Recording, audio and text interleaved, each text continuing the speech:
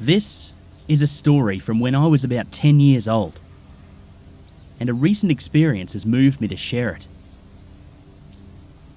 As I'm well into my 30s now, parts of this story may not be especially clear, rambling, and it may sound a bit dramatic. But if I'm able to convey even 100th of what I felt when these events took place, well, I trust you'll forgive me. Throughout my childhood, I moved roughly every 2 years to various military bases in the US, as my father was active duty. When I was about 9, we moved to a base relatively far out west, 5 miles from a Native American reservation. I went to school off base, and I would say maybe a third of the school was Native American to some degree. One way or another, I cannot say I remember how, I ended up becoming best friends with a native classmate named John. John lived in the housing communities outside base with his father, but his grandfather lived on the reservation nearby, and he would often spend the afternoons there after school while his father worked. Once I turned 10, my own family allowed me a degree of relative freedom. My father had impressed upon me that once I was in double-digit age, I had adult responsibilities, such as being allowed to take care of my younger sister alone, but also being allowed to play off on my own or sleep over at a friend's house. And so I began to take the bus home with John some days, and his father would take me home in the evenings. Many of these days ended up being at his grandfather's house, on the reservation. I honestly never saw much of the res, as John's grandfather lived in a house off on his own, a ways into the woods. But from what I did see, things were largely undisturbed. To a child that loved building forts and climbing things, the woods were amazing. John and I would often spend the entire time outside, digging child-sized foxholes with his grandfather's myriad of tools, or making little stick-by-stick progress on what we envisioned would one day be a sort of treehouse mansion. This continued on into the summer, and eventually, when the new school year came, the afternoon routine continued. This is where the story begins in earnest. On a full afternoon, when John and I had found a freshly dead bird. I think it must have been a hawk, though I don't truly remember what it looked like. Only that to the 10-year-old me, it was huge. It seemed like it had just fallen out of the sky, or even just been placed on the ground. It wasn't broken or bloody, and if its eyes had been closed, we likely would have assumed it was sleeping. We prodded it with sticks, speculated how it could have died, and I think I talked about burying it. But before we actually did anything, John found another dead bird. I remember it was smaller, as were all the ones we found after that. Sparrows or other small songbirds. We found maybe close to 10, all spread out a ways, under trees or just out on the ground. Undisturbed, but definitely dead. I recall we argued over if they got sick and died, and if we could get the sickness if we touched them. I should also note that while finding all these dead birds was certainly odd, we weren't really afraid or on guard, and we kept going through the woods, looking for more of them or whatever had killed them. Eventually, we split up. I don't think we really went far from each other, and I know it was still relatively close to John's grandfather's house when I saw it. It was a large deer, sort of picking bark off a tree with its teeth. That's how it looked to me, at least.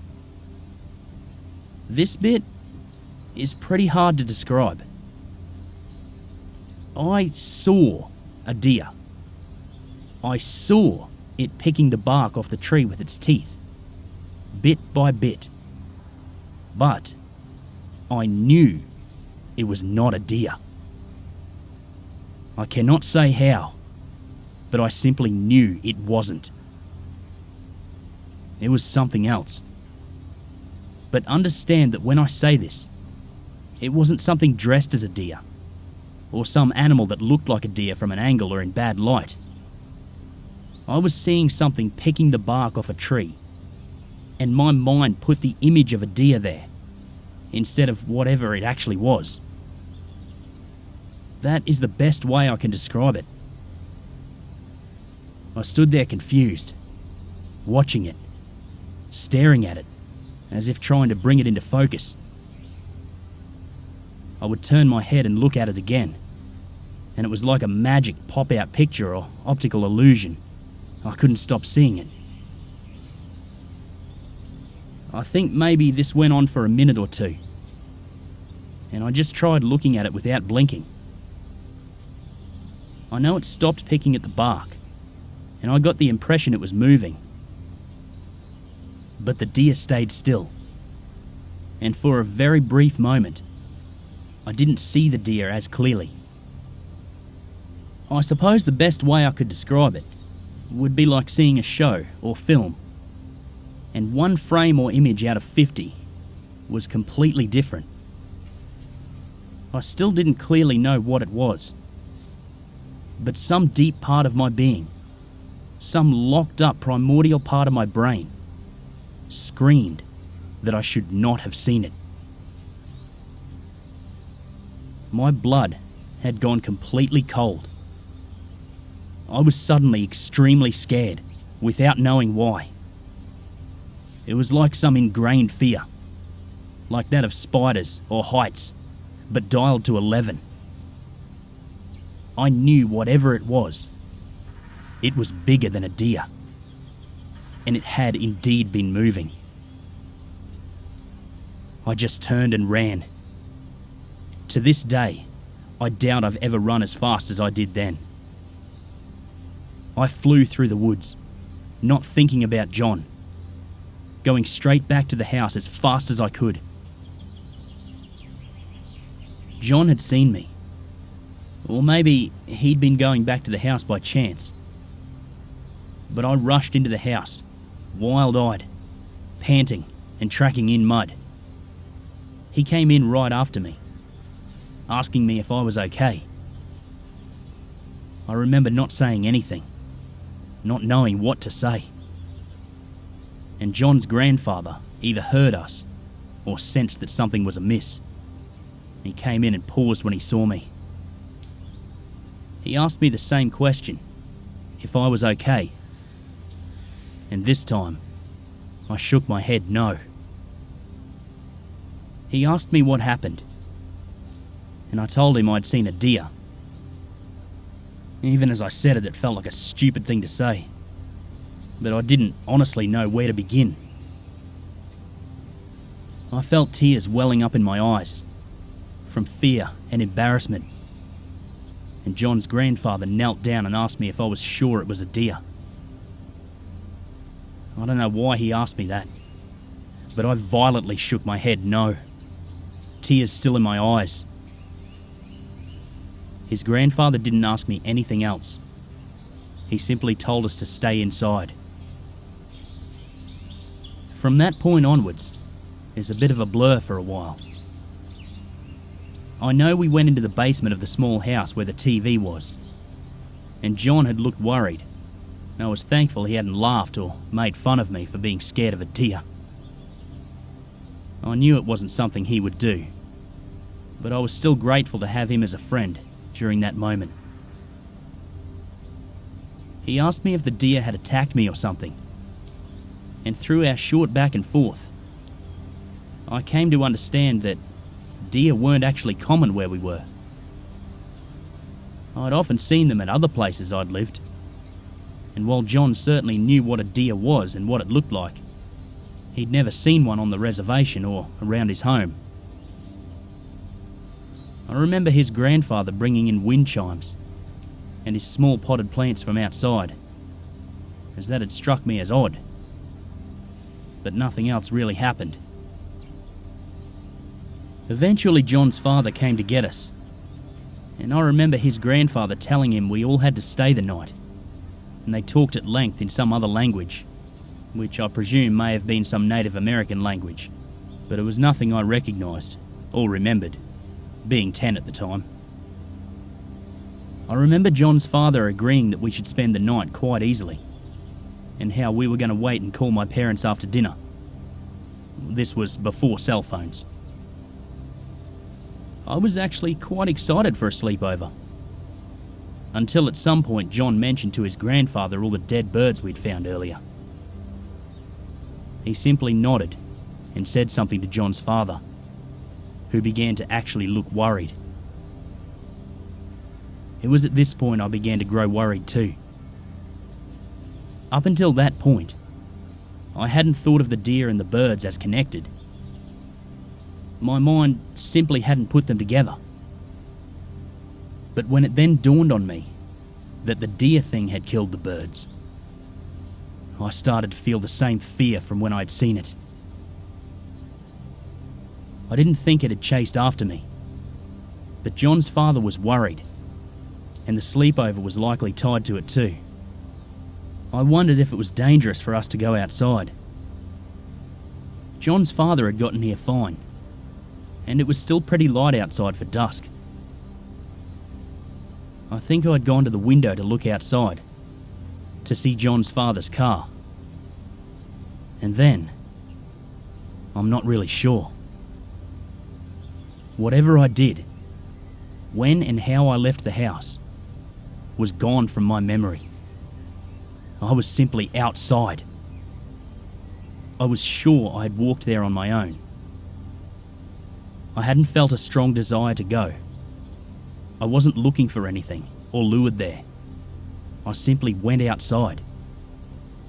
And when I was myself again, so to speak, I was outside and I saw it. It wasn't a deer this time. It was a tree, and I knew it right away. Up until this point, as I write this, I remember everything that I've recounted with relative certainty. But from that moment, my memories are etched into diamond in my brain. I will likely remember this feeling until the day I die, no matter how old I grow. What I saw as the tree gave way was something slender but huge. It was hunched over. And I know if it had stood, if it could stand, it would have been much taller than a man. It seemed uneven and dark, and though I couldn't look away, and I can recall it clearly in my mind, I still don't know exactly what it looked like, or if it had a head, or eyes, or hands, etc. My mind fought hard to keep it as a tree, while I couldn't look away from it. And while I was scared before when I saw it, what I felt then was true terror. To clarify, you can feel fear. You can justify it, battle it, almost examine it within yourself when presented with its source. But not terror. Terror isn't felt. It overcomes you. It is debilitating, mind-numbing, far beyond the simple fear of death. Any other thought or feeling, even the senses, are like corks, faintly bobbing in the raging waves of the storm that is terror. To this day, I have never been as stone cold afraid of anything in my life as I was in that moment. It had seen me. It didn't look at me per se. It didn't turn or move, but I felt its attention shift to me. It was like being in a huge spotlight, and then suddenly having it focused to a narrow beam directly on you. I was so numb, I hadn't noticed I was crying. And once I did, I tried hard not to make any noise, not to breathe. I closed my eyes and was looking downwards at the ground. I remember my tears falling left to right. It was still focused on me, so overwhelming and stifling. I know it might sound a bit silly, but this soul experience had eventually given rise to my acceptance of religion some years later. If this thing was a demon, then hell didn't need fire or flames. This being was a thing that shouldn't exist. I didn't realise it as I was doing it, but I was about to start walking towards the thing until I heard a shrill whistle from behind me, and on reflex I pivoted. Foot in the air, mid-step, and I saw John's grandfather's arm beckoning me from the doorway of the house. His whole body was behind the solid white door, just his arm sticking out, beckoning me over and over. I was so stunned and in shock, I simply walked towards it, numbly shuffling, eyes focused on the motion of his hands. I no longer felt the thing's attention on me, and some part of me was sure that I was already dead. My legs carried me to the door, and John's grandfather shut the door behind me. He had been holding a shotgun. John's father knelt with me and gave me a hand towel from the kitchen as I began sobbing in earnest, the terror relenting and the shock of being alive taking its place. John was nearby, and he looked as concerned as his father and grandfather, though I didn't know if he actually knew what was going on. When I'd calmed down, we were all sitting at the small table in the kitchen. I noticed all the blinds and curtains had been closed, and though I didn't ask anything, when I looked at John's grandfather, my question must have been plain on my face.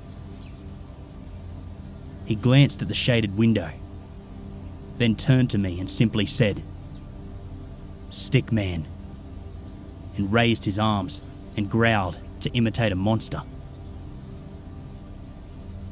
I didn't ask anything else that night, nor did John, and we had a quiet dinner, and eventually we went down to the basement and set up the camping cots John and I had used in previous sleepovers. Eventually John's grandfather came down and played cards with us on the floor. He taught us how to play poker, and we gambled with a big bag of M&Ms he brought out from somewhere, divvying them out to us and laughing.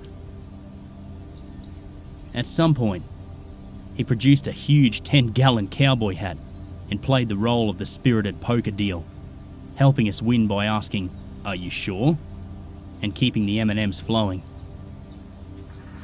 Looking back on it now, I know he was trying to cheer us up, and I'm extremely thankful to him for that, on top of possibly saving my life. John and I never really spoke about the Stick Man, until one point, some weeks later, when we were outside in the driveway to his grandfather's house. We played much closer to the house for a while.